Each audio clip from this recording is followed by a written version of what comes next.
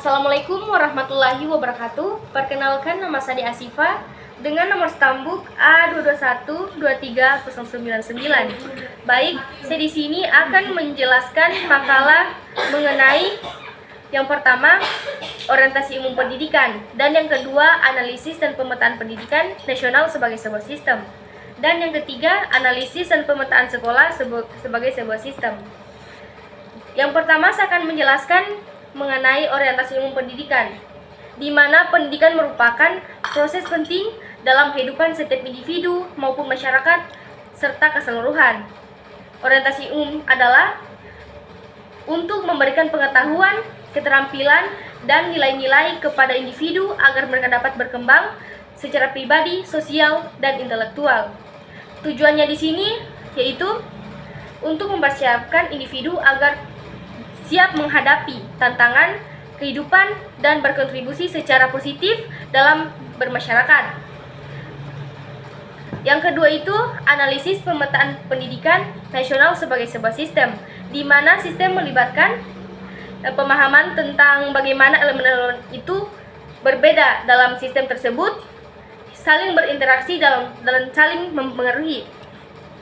Analisis pemetaan pendidikan nasional melibatkan penilaian terhadap struktur kebijakan dan mengimplementasi sistem pendidikan di suatu negara. Baik, saya akan menjelaskan beberapa aspek yang perlu kita ketahui dalam pemetaan pendidikan nasional. Yang pertama itu kebijakan pendidikan, di mana meliputi peraturan atau program dan strategi yang diterapkan oleh pemerintah untuk mengarahkan pengembangan pendidikan nasional. Dan yang kedua itu kurikulum dan materi pembelajaran, yaitu merupakan inti dari pendidikan nasional atau mencakup apa yang diajarkan kepada siswa dan bagaimana itu disampaikannya. Dan yang ketiga itu institusi pendidikan, yaitu termasuk sekolah, perguruan tinggi, dan lembaga pelatihan lainnya yang menyediakan pendidikan formal.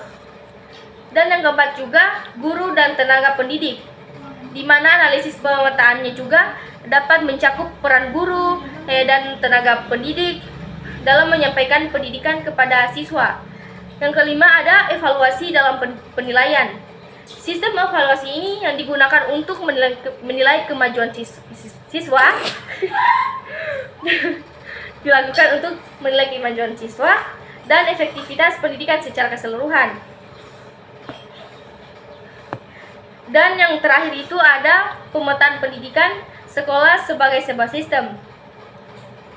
Yang pertama ada tujuannya. Tujuan yang pertama itu yaitu pendidikan sekolah adalah penyediakan lingkungan yang memungkinkan siswa untuk belajar atau berkembang.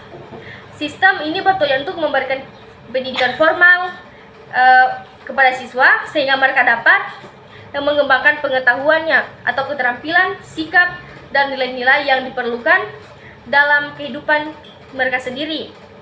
Dan yang kedua itu komponen sistem, di mana komponen siswa ini terbagi 6.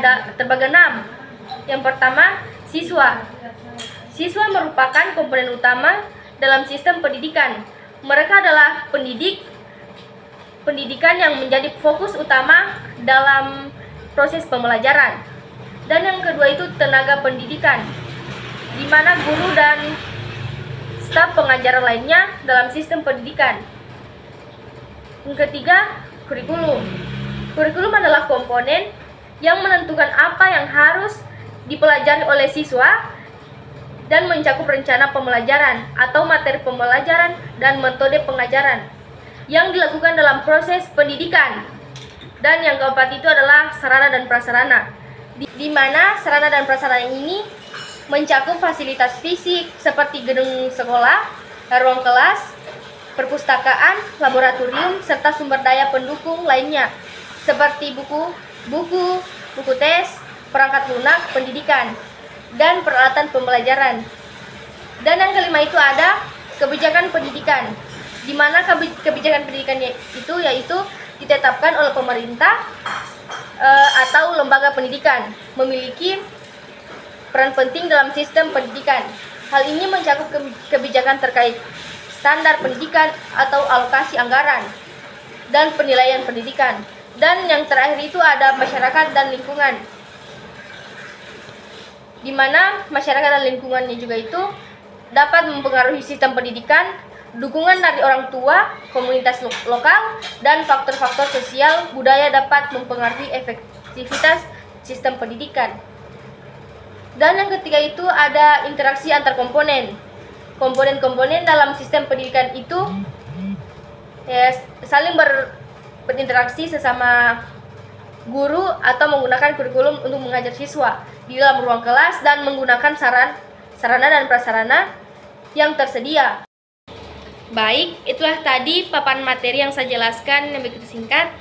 Lebih dan kurangnya mohon dimaafkan. Dengan ucapan wabillahi taufiq wal hidayah. Wassalamualaikum warahmatullahi wabarakatuh.